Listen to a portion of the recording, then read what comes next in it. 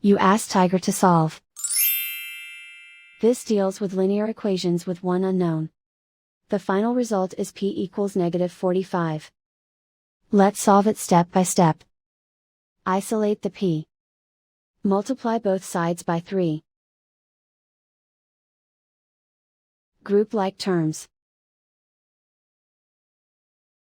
Multiply the coefficients. Simplify the arithmetic.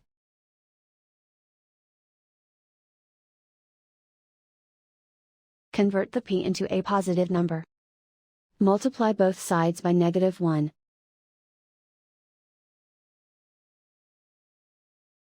Remove the ones. Simplify the arithmetic. And so the final result is p equals -45.